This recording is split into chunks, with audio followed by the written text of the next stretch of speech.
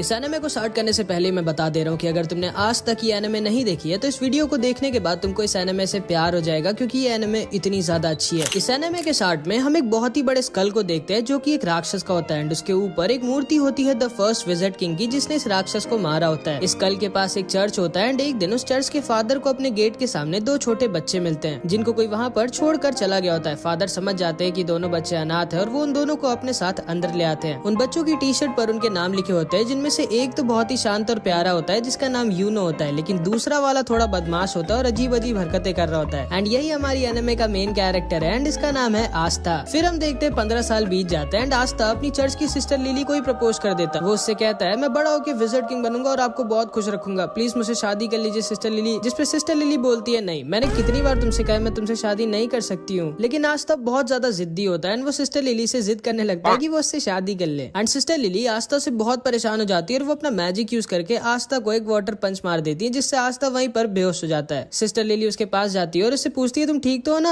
And तभी वहाँ पे चर्च के कुछ और बच्चे आ जाते हैं और वो सिस्टर लिली से कहते हैं बिल्कुल सही किया आपने, जब भी आपको परेशान करे इसको एक दो वाटर पंच मार दिया करिए। लेकिन तभी आस्था दोबारा से होश में आ जाता है एंड फिर से सिस्टर लिली के पीछे पड़ जाता है। बट इस बार वहाँ पर यूनो आ जाता है एंड वो आस्था को अपने मैजिक से वहीं पर गिरा देता है। आस्था गुस्से में उठता है और उसके पास भाग के जाके कहता है आखिर तुम हर बार मेरे और सिस्टर लिली के बीच में अपनी टांग क्यों घुसाते हो। जिसपे यूनो आस्था से कहता है देखो पहले तो तुम बहुत ज्यादा शोर मचाते हो, दूसरा तुम्हारी हाइट बहुत कम है, तीसरा तुम दिमाग से कम हो, और सिस्टर लिली इस चर्च की नन है और नन लोग शादी नहीं कर सकती, तुम्हारे दिमाग में इतना भी नहीं घुसता क्या। जिसपे आस्था बहुत गुस्सा हो जाता है और यूनो से कहता है आजा 1v1, फ्री फायर में नहीं असली फाइट में मतलब। जिसपे आस्था से कहता है नहीं मुझे टाइम वेस्ट नहीं करना है तुम्हारे साथ 1v1 करके। आस्था बोलता है कि डर गए क्या। जिसपे बच्चा जिसका नाम मैक्स होता है ये बोलता है तुम सोच भी कैसे सकते हो कि तुम यूनो को जिंदगी में भी हरा सकते हो। आस्था मैक्स से बोलता है तुम्हारी प्रॉब्लम क्या है बच्चे मुझसे, मैं तुमसे इतना बड़ा हूँ फिर भी तुम मेरी रिस्पेक्ट क्यों नहीं करते कभी। जिसपे मैक्स बोलता है बिल्कुल भी नहीं, मैं किसी ऐसे की रिस्पेक्ट कर ही नहीं सकता जो 15 साल का होने के बाद भी मैजिक नहीं यूज कर सकता। असल में आस्था के पास बिल्कुल भी मैजिक नहीं होता, मतलब आस्था एक ऐसे वर्ल्ड में होता है जहाँ पे मैजिक से ही सब कुछ होता है बिना मैजिक के। मैक्स आस्था से कहता है तुम सोच भी कैसे सकते हो कि तुम बिना मैजिक के यूनो जैसे पावरफुल मैजिशियन को हरा सकते हो। आस्था कहता है अच्छा यूनो अगर इतना ही स्ट्रॉन्ग है तो वो ये कर सकता है क्या। एंड वो बहुत ही तेज स्पीड में क्रंचेस मारने लगता है। असल में आस्था मैजिक तो यूज कर नहीं सकता, इसलिए वो एक्सरसाइज करके अपने आप को फिजिकली बहुत स्ट्रॉन्ग बना लेता है। मैक्स आस्था से कहता है कि तुम क्रंचेस मारकर विजिट किंग नहीं बन सकते, क्योंकि विजिट किंग स्ट्रॉन्गेस्ट मैजिशियन होता है, स्ट्रॉन्गेस्ट बॉडी बिल्डर नहीं। एंड तभी यूनो अपने मैजिक से सिस्टर लिली के कपड़े सुखाने लगता है, जिसको देखने सारे बच्चे भाग के चले जाते हैं। एंड यूनो का भी सपना आस्था की तरह विजिट किंग बनने का होता है। सिस्टर लिली भी यूनो को थैंक यू कहती है उसकी हेल्प करने के लिए, जिसपे आस्था को बहुत जलन होती है एंड वो जल्दी से भाग के लकड़ियां काटने आ जाता है ताकि सिस्टर लिली उसको भी थैंक यू बोले। लेकिन इससे पहले कि वो लकड़ियां काटता है यूनो अपने मैजिक से लकड़ियां भी काट देता है। असल में इसको आस्था के सामने शो ऑफ करना थोड़ा पसंद होता है। मैक्स कहता है मुझे यकीन है अगला विजिट किंग यूनो ही बनेगा, तुम नहीं आस्था। एंड तभी वहाँ पर फादर भी आ जाते हैं एंड वहाँ आकर यूनो की तारीफ करने लगते हैं कि यूनो जरूर इस चर्च का नाम एक दिन रोशन करेगा। आस्था दुखी हो जाता है और कोने में अकेला जाकर बैठ जाता है। तभी उसके पास सिस्टर लिली आती है और उससे कहती है दुखी मत हो आस्था, थोड़े दिनों में तुम्हारी ग्रिमवॉर तुम्हें मिल जाएगी, फिर तुम भी मैजिक यूज कर पाओगे। जिसको सुनकर आस्था खुश हो जाता है और फिर से खड़ा हो जाता है और कहता है आप देखना सिस्टर लिली, मुझे इस दुनिया की बेस्ट ग्रिमवॉर मिलेगी एंड फिर मैं बहुत मेहनत करके सबसे ज्यादा स्ट्रॉन्ग बनूंगा एंड फिर एक दिन मैं विजिट किंग बनूंगा। ग्रिमवॉर असल में एक मैजिकल बुक होती है जिसमें 3 लीफ बनी होती है जो सबको 15 साल की एज पे मिलती है एंड उसको पाने के बाद लोगों का मैजिक बहुत ज्यादा बढ़ जाता है और वो मैजिकल अटैक्स भी यूज कर सकते हैं। आस्था यूनो से कहता है कि जब मुझे मेरी ग्रिमवॉर मिलेगी तब हम दोनों बचपन की तरह साथ में प्रैक्टिस करेंगे और साथ में बहुत स्ट्रॉन्ग बनेंगे। लेकिन यूनो उसे इग्नोर कर वहाँ से चला जाता है, मानो वो आस्था को अपने टक्कर का मानता ही नहीं है। जिसपे आस्था भी बहुत दुखी हो जाता है एंड वो भी वहाँ से चला जाता है। सिस्टर लिली यूनो के पास आती है और उससे कहती है तुम्हें आस्था के साथ ऐसा नहीं करना चाहिए था। जिसपे यूनो कहता है आस्था मेरे रहते कभी भी विजिट किंग नहीं बन सकता। सिस्टर लिली को लगता है कि आस्था क्योंकि बहुत दुखी होकर गया है तो वो मे भी कहीं पर चुपचाप जाके रो रहा होगा, लेकिन हमारा आस्था रोता वोता नहीं है, वो यहाँ पर ट्रेनिंग कर रहा होता है और ज्यादा स्ट्रॉन्ग होने के लिए एंड अपने विजिट किंग बनने के सपने को सच करने के लिए। थोड़े दिनों बाद आस्था यूनो और बहुत सारे बच्चे जो 15 साल के हो गए थे वो सब ग्रिमवॉर टावर जाते हैं अपनी अपनी ग्रिमवॉर लेने। आस्था बहुत ज्यादा एक्साइटेड होता है क्योंकि अब वो फाइनली मैजिक यूज कर पाएगा एंड यूनो को टक्कर दे पाएगा। वहाँ पे 2 नोबल फैमिलीज के भी बच्चे आए होते हैं जो आस्था और यूनो का मजाक उड़ा रहे होते हैं क्योंकि वो लोग गरीब होता। तभी वहाँ पर उस ग्रिमवॉर टावर का मास्टर आ जाता है एंड सारे लोगों का वेलकम करता है। आस्था बहुत ज्यादा एक्साइटेड और खुश होता है। फिर ये मास्टर एक मैजिकल स्पेल बोलता है और सारे लोगों के पास अपने आप उनकी ग्रिमवॉर उड़कर जाने लगती है। सारे लोग अपनी अपनी ग्रिमवॉर पाकर बहुत खुश होते हैं, लेकिन आस्था के पास कोई भी ग्रिमवॉर नहीं आती। आस्था बोलता है मेरी ग्रिमवॉर लेट हो गई क्या, मेरी ग्रिमवॉर कहाँ है। जिसपे सारे के सारे लोग उस पर हंसने लगते हैं एंड उसका मजाक बनाने लगते हैं। लेकिन तभी यूनो के पास उसकी ग्रिमवॉर आ जाती है जो कि होती है एक 4 लीफ ग्रिमवॉर जो कि बहुत ही ज्यादा रेयर होती है एंड यही ग्रिमवॉर फर्स्ट विज़र्ड किंग के पास भी होती है, जिसको देखकर सारे के सारे लोग शॉक्ड रह जाते हैं कि आखिर यूनो जो कि नोबल फैमिली का भी नहीं है उसको 4 लीफ ग्रिमवॉर कैसे मिल गई। यूनो उल्टा घूमता है और सबसे कहता है कि वो बनेगा अगला विज़र्ड किंग एंड सारे के सारे लोग उसकी तारीफ करने लगते हैं। लेकिन तभी आस्ता खड़ा होता है और यूनो से बोलता है नहीं तुम नहीं, मैं बनूंगा अगला विज़र्ड किंग, जिसपे फिर से सारे के सारे लोग उस पर हंसने लगते हैं एंड उसका मजाक उड़ाने लगते हैं। एंड यूनो भी आस्था को वहीं पर इग्नोर करके वहाँ से चला जाता है। इसके बाद आस्था अकेले जंगल में उल्टा लटका होता है और थोड़ा सा दुखी होता है क्योंकि ना तो सिर्फ उसके पास मैजिक है बट अब तो उसको ग्रिमवॉर भी नहीं मिली। लेकिन इतना सब कुछ होने के बाद भी वो गिव अप नहीं करता और वो उठता है और कहता है क्या हुआ अगर मेरे को ग्रिमवॉर नहीं मिली तो मैं तब भी मेहनत करना नहीं छोड़ूंगा एंड एक दिन विज़र्ड किंग जरूर बनूंगा, तुम बस वेट करना यूनो, मैं ही तुम्हारा राइवल हूँ एंड मैं ये तुम्हें प्रूव करके रहूंगा। लेकिन तभी उसे एक आवाज आती है। इधर हम देखते हैं ये दोनों जलन के मारे यूनो से लड़ने आ जाते हैं एंड उससे कहते हैं आखिर तुम्हारे जैसे गरीब को 4 लीफ ग्रिमवॉर कैसे मिल सकती है एंड हम नोबल्स को नहीं, मैं जला दूंगा तुम्हारी इस ग्रिमवॉर को। एंड वो यूनो के ऊपर एक मैजिकल अटैक यूज कर देता है, लेकिन यूनो बिना अपनी ग्रिमवॉर का यूज किए ही अपने आप को डिफेंड कर लेता है, जिसको देखकर ये दोनों शॉक्ड रह जाते हैं कि आखिर यूनो इतना स्ट्रॉन्ग कैसे है। लेकिन तभी अचानक से कुछ चेन्स आके उन दोनों को पकड़ लेती हैं एंड तभी वहाँ पर एक आदमी आता है जो बोलता है तुम लोग पागल हो क्या जो इतनी रेयर चीज को जलाना चाहते हो। यूनो पूछता है कौन हो तुम, जिसपे ये बताता है मेरा नाम है स्नेक और मुझे वो चीज चाहिए जो तुम्हारे पास है। एंड तभी वो अपने मैजिक से यूनो को भी पकड़ लेता है एंड उसकी 4 लीफ ग्रिमवॉर को भी उससे छीन लेता है। यूनो बोलता है स्नेक मैंने तुम्हारा नाम सुना है, तुम एक बहुत ही स्ट्रॉन्ग और फेमस चोर हो, लेकिन तुम्हें ये तो पता ही होगा कि एक ग्रिमवॉर को केवल उसका ओरिजिनल ओनर ही यूज कर सकता है। जिसपे स्नेक कहता है हाँ मेरे को पता है कि तुम्हारी ग्रिमवॉर को तुम्हारे बिना कोई यूज नहीं कर सकता, लेकिन ब्लैक मार्केट में इस 4 लीफ ग्रिमवॉर के मेरे को बहुत पैसे मिलेंगे एंड इसीलिए मैं तुम्हारी ग्रिमवॉर चुरा रहा हूँ और माफ करना तुम्हारा विज़र्ड किंग बनने का सपना यहीं पर खत्म होता है। एंड तभी वहाँ पर हमारा आस्था आ जाता है एंड आते गिर के अपनी बेइज्जती करा लेता है, लेकिन फिर भी वो खड़ा होता है और बोलता है क्या हो रहा है यहाँ और तुम्हारे पास 2-2 ग्रिमवॉर कैसे है। यूनो बोलता है उनमें से एक मेरी और यहाँ से जल्दी से भाग जाओ, ये बहुत स्ट्रॉन्ग है। तब आस्था सारा का सारा खेल समझ जाता है एंड वो स्नेक से कहता है चुपचाप यूनो की ग्रिमवॉर वापस कर दो, जिसपे स्नेक उससे कहता है तुम तो वही लूजर हो ना जिसको एक भी ग्रिमवॉर नहीं मिली। एंड ये कहकर वो उस पर हंसने लगता है। आस्था कहता है हाँ मैं वही हूँ जिसको कोई ग्रिमवॉर नहीं मिली, लेकिन मैं वो भी हूँ जो एक दिन विज़र्ड किंग बनेगा। एंड ये कह के आस्था स्नेक की तरफ भागता है। यूनो कहता है नहीं उससे मत लड़ना आस्था। स्नेक अपने मैजिक से आस्था पर अटैक करता है, लेकिन आस्था उसके अटैक को डॉज करके उसके पीछे आ जाता है एंड वो बस उसको एक पंच मारने वाला होता है, लेकिन तभी स्नेक की चेन्स उसको पकड़ लेती हैं एंड फिर स्नेक अपने मैजिक से आस्था को बहुत ज्यादा इंजर्ड कर देता है। आस्था मन में सोचता है कि ये तो बस एक चोर है, फिर ये इतना स्ट्रॉन्ग कैसे है, और अगर एक चोर इतना स्ट्रॉन्ग है तो फिर विज़र्ड किंग कितना स्ट्रॉन्ग होगा। एंड फिर स्नेक उसको पीछे की दीवार पर लड़ा देता है एंड उसके पास जाकर बोलता है अपनी आंखें खोलो बच्चे, तुम मुझे 100 जन्मों में भी नहीं हरा सकते। आस्था मन में सोचता है कि ये सही तो कह रहा है, मैं चाहे जितना भी अपनी बॉडी को ट्रेन करके स्ट्रॉन्ग बना लूं, लेकिन मैं इसका भी नहीं हरा सकता। स्नेक आस्था के ऊपर हंसता है और बोलता है अपनी चेन से मैं किसी के अंदर कितना मैजिक है ये नाप सकता हूँ, और तुम्हारे अंदर एक बूंद मैजिक भी नहीं है एंड इसीलिए तुम्हारे पास कोई ग्रिमवॉर नहीं आई, क्योंकि ग्रिमवॉर मैजिक को बढ़ाती है और तुम्हारे पास तो मैजिक है ही नहीं। तुम विज़र्ड किंग तो क्या, तुम कोई नॉर्मल सी जॉब भी नहीं कर सकते। शर्म करो अपनी जिंदगी पर, तुम एक बहुत ही बड़े लूजर हो। जिसको सुनकर आस्था अंदर से टूट जाता है और वो सोचने लगता है कि ये एकदम सही तो कह रहा है, मेरे अंदर ना तो मैजिक है और ना ही मेरे पास अब एक ग्रिमवॉर है, फिर आखिर मैं कैसे विज़र्ड किंग बन सकता हूँ जो कि पूरी दुनिया का सबसे स्ट्रॉन्गेस्ट मैजिशियन होता है। एंड जिंदगी में पहली बार आस्था गिव अप करने वाला होता है, लेकिन तभी यूनो चिल्लाकर बोलता है नहीं, मैं जानता हूँ आस्था विज़र्ड किंग नहीं बनेगा, क्योंकि अगला विज़र्ड किंग तो मैं ही बनूंगा, लेकिन आस्था कोई लूजर नहीं है, वो मेरा राइवल है एंड उसके अंदर भी एक मैजिकल पावर है एंड वो है कभी भी गिव अप ना करना। एंड इसको सुनते ही आस्था के अंदर मानो दोबारा से जान आ जाती है। वो स्नेक से कहता है दूर हट मुझसे। स्नेक उससे दूर हट जाता है एंड आस्था के पास से एक अजीब सी एनर्जी आने लगती है। आस्था यूनो से कहता है चिंता मत करो यूनो, मैं इस आदमी को तुम्हारी ग्रिमवॉर नहीं ले जाने दूंगा, चाहे उसके लिए मुझे मरना ही क्यों ना पड़े। एंड तभी आस्था के पास उसकी खुद की ग्रिमवॉर उड़कर आ जाती है, जो कि कोई नॉर्मल ग्रिमवॉर नहीं बल्कि एक 5 लीफ ग्रिमवॉर होती है, जो पूरी की पूरी दुनिया में सिर्फ एक ही है, मतलब यूनो से भी ज्यादा रेयर ग्रिमवॉर। दुनिया में 3 तरह की ग्रिमवॉर्स होती हैं। 3 लीफ ग्रिमवॉर जिसमें मैजिकल पावर्स होती है एंड ये बहुत कॉमन होती है। 4 लीफ ग्रिमवॉर जो कि बहुत रेयर होती है एंड इसमें मैजिकल पावर्स के साथ गुड लक भी होता है। एंड लास्ट में है 5 लीफ ग्रिमवॉर जो कि पूरी दुनिया में सिर्फ एक ही है एंड इसके अंदर एक डीमन होता है। एंड आस्था को फाइनली उसकी 5 लीफ ग्रिमवॉर मिल जाती है। यूनो आस्था को देखकर स्माइल करता है और बोलता है मुझे पता था आस्था, तुम वो जो इम्पॉसिबल को भी पॉसिबल कर सकता है, जैसे तुमने बचपन में किया था। एंड फिर हम इन दोनों का बचपन देखते हैं कि कैसे यूनो स्टार्टिंग में बहुत ही रोथुड़ू था और छोटी छोटी बात पर रोता रहता था एंड आस्था स्टार्टिंग से ही उसकी मदद करता रहता था और एकदम उसके बड़े भाई की तरह उसको प्रोटेक्ट करता था। फिर एक दिन बचपन में सिस्टर लिली आस्था और यूनो को पहले विज़र्ड किंग की स्टोरी सुनाती है कि कैसे एक बार पूरी दुनिया पर एक बहुत ही बड़े और ताकतवर राक्षस ने हमला कर दिया था और हर जगह तबाही मचा दी थी, हर तरफ बस दुख ही दुख फैल गया था। लेकिन तभी अचानक से एक लड़का वहाँ वहाँ आ जाता है और उन सबको बचा लेता है। एंड उसके पास एक 4 लीफ ग्रिमवॉर होती है एंड उसकी और उस राक्षस की बहुत दिनों तक लड़ाई होती है, लेकिन आखिरी में वो लड़का उस राक्षस को हरा देता है और दोबारा से दुनिया में सुख और शांति ले आता है। एंड वही बनता है फर्स्ट विज़र्ड किंग, पूरी दुनिया का सबसे स्ट्रॉन्गेस्ट मैजिशियन। एंड इसी स्टोरी को सुनने के बाद आस्था और यूनो डिसाइड करते हैं कि वो दोनों भी बड़े होकर विज़र्ड किंग बनेंगे। शाम को फादर आकर यूनो को एक लेटर देते हैं और उससे कहते हैं उस लेटर को विलेज के बाहर एक आदमी तक पहुँचाने के लिए। आस्था कहता है लो मैं चला जाता हूँ, लेकिन यूनो उसे मना कर देता है और कहता है नहीं, वो अकेला जाएगा। यूनो अकेला उस आदमी के पास पहुँच जाता है और उसे वो लेटर दे देता है। काफी रात हो चुकी होती है और आस्था को यूनो की चिंता होने लगती है। एंड फिर वापस लौटते वक्त यूनो को एक बड़ा सा आदमी घेर लेता है और वो उसका पेंडेंट उससे जबरदस्ती छीन लेता है। यूनो उससे कहता है प्लीज मुझे वो वापस कर दो, वो मेरे पेरेंट्स की आखिरी निशानी है। जिसपे हंसता और बोलता है चुपचाप यहाँ से भाग जाओ बच्चे, वरना मुझे तुम्हें जान से मारना पड़ेगा। जिसको सुनकर यूनो डर जाता है और रोने लगता है और सोचता है कि अब वो कुछ नहीं कर सकता। लेकिन तभी वहाँ पर आस्था आ जाता है एंड उस आदमी को पकड़ लेता है। यह आदमी आस्था को मारकर दूर फेंक देता है, लेकिन आस्था फिर से जाकर उसको पकड़ लेता है और जोर जोर से चिल्ला रहा होता है। यूनो बस आस्था को देख रहा होता है और सोच रहा होता है कि आखिर जब आस्था जानता है कि वो इस आदमी को नहीं हरा सकता, फिर वो लड़ क्यों रहा इससे। आस्था को ये आदमी बहुत ज्यादा इंजर्ड कर देता है, लेकिन फिर भी आस्था गिव अप नहीं करता और उसको पकड़े रहता है और जोर जोर से चिल्ला रहा होता है कि यूनो का पेंडेंट वापस कर। ये आदमी समझ जाता है कि ये बच्चा कोई नॉर्मल बच्चा नहीं है एंड वो उस पेंडेंट को वहीं पर छोड़कर चला जाता है एंड आस्था वहीं पर गिर जाता है। यूनो उसके पास आकर रोते हुए बोलता है मुझे माफ करना, मेरी वजह से तुम्हें इतनी मार पड़ी। जिसपे आस्था उससे कहता है तुम चिंता मत करो, मैं हमेशा तुम्हारे साथ रहूंगा और तुम्हें प्रोटेक्ट करूंगा एंड एक दिन मैं बनूंगा विज़र्ड किंग और तुम्हें और चर्च के सारे लोगों को खुश और सेफ रखूंगा। और इधर हम देखते हैं आस्था की ग्रिमवॉर से एक अजीब सी तलवार निकलती है और स्नेक बोलता है अचानक से तुम्हारे पास एक ग्रिमवॉर कहाँ से आ गई, ये क्या हो रहा है। एंड वो आस्था के ऊपर दोबारा से अटैक कर देता है, लेकिन आस्था अपनी स्वॉर्ड यूज करता है एंड स्नेक की मैजिकल चेंज गायब हो जाती है। स्नेक बोलता है कि ये कैसे किया तुमने, आखिर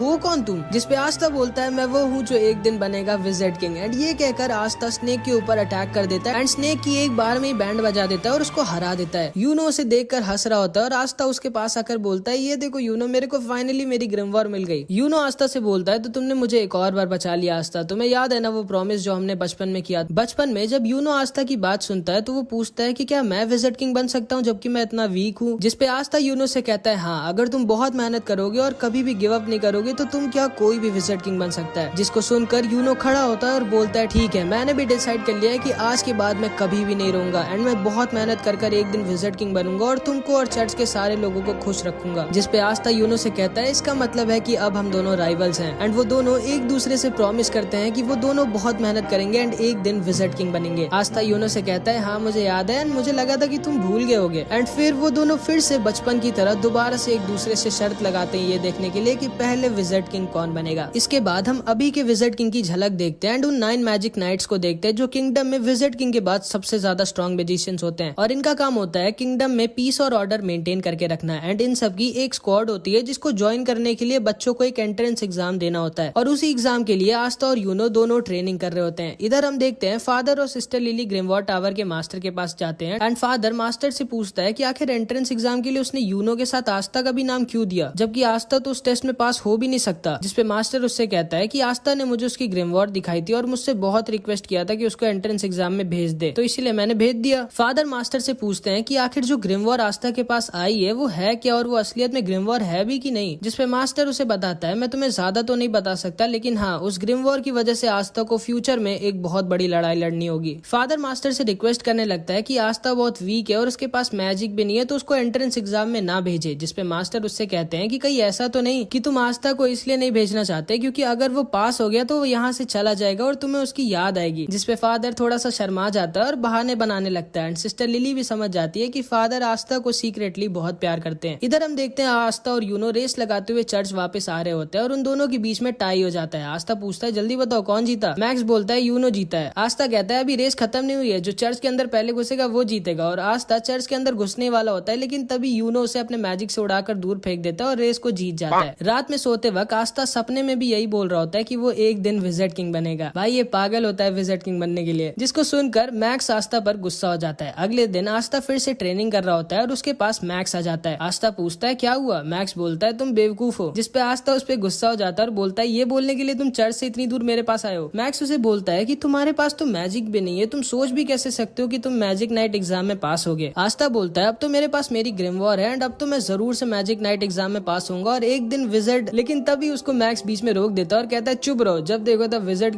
किंग तुम क्यों नहीं समझते कि हमारे जैसे गरीब और वीक लोगों के सपने पूरे नहीं होते, जिसपे आस्था उसके पास आता है और उससे चिल्लाकर बोलता है जरूर होते हैं। अगर तुम सपनों को पूरी दिल से चाहो और उसके लिए पूरी जान लगाकर मेहनत करो तो तुम्हारा जो भी सपना हो वो जरूर पूरा होगा। एंड जिंदगी में पहली बार मैक्स को समझ में आता है कि आस्था इतना बड़ा भी लूजर नहीं है। रात में फादर बहुत अच्छा खाना बनवाते हैं क्योंकि कल आस्था और यूनो एंट्रेंस एग्जाम के लिए जाने वाले होते हैं। आस्था बहुत खुश होता है और फादर आस्था को अपने पास बुलाकर उससे कहते हैं, देखो आस्था, अगर तुम फेल हो जाओ तब भी ज्यादा दुखी मत होना, चुपचाप घर वापस आ जाना, हम लोग हमेशा तुम्हारे साथ हैं। एंड आस्था कहता है, यही चीज आप यूनो को भी कहोगे ना कि सिर्फ मुझसे ही कह रहे हो? जिसपे फादर उससे कुछ भी नहीं कहते क्योंकि उन्हें पता होता है यूनो तो आसानी से पास हो जाएगा, बस आस्था की थोड़ी दिक्कत है। आस्था फादर से कहता है, आप चिंता मत करो, मैं जरूर से इस मैजिक नाइट एग्जाम को पास करूंगा और उसके बाद मैं बनूंगा विजिट किंग और वापस आकर सिस्टर लिली से शादी करूंगा। लेकिन तभी सिस्टर लिली उसको अपने वाटर पंच से चुप करा देती है। अगले दिन आस्था और यूनो अपनी जर्नी पर निकलने वाले होते हैं। सारे लोग उनको बेस्ट ऑफ लक और बाय बाय बोलते हैं। मैक्स बोलता है आस्था को बाय कहने की जरूरत नहीं है, वो जल्दी वापस आ जाएगा, लेकिन हाँ, अगर तुम किसी तरह पास हो गए आस्था तो मैं मान जाऊंगा कि हम जैसे लोग भी ड्रीम्स देख सकते हैं एंड फिर मैं भी मैजिक नाइट बनने के लिए मेहनत करूंगा। जिसपे आस्था उससे कहता है, फिर तैयार हो जाओ मेहनत करने के लिए। एंड फिर आस्था और यूनो निकल जाते हैं अपने मंजिल की तरफ। सिस्टर लिली भी आस्था के जाने पर थोड़ी दुखी होती है एंड आस्था और यूनो बहुत ही लंबे सफर के बाद फाइनली पहुंच जाते हैं अपने मैजिक नाइट एंट्रेंस एग्जाम की जगह पर। अब एंट्रेंस एग्जाम होगा जिसमें अगर ये लोग पास हो गए तो ये लोग बन जाएंगे मैजिक नाइट्स, मतलब एक तरह से मैजिकल सोल्जर्स। ये दोनों कीका टाउन में घूम रहे होते हैं जहाँ पर इनका एंट्रेंस एग्जाम होगा। आस्था जिधर भी देख रहा होता है उसे मैजिक ही दिख रहा होता है एंड वो अपने बगल में एक बहुत ही बड़ा सा कैसल देखता है जो कि विजिट किंग का होता है एंड यहीं पे विजिट किंग रहता है। आस्था यूनो से बोलता है, देखना यूनो, एक दिन ये कैसल मेरा होगा, सोचना भी मत ये मेरा होगा।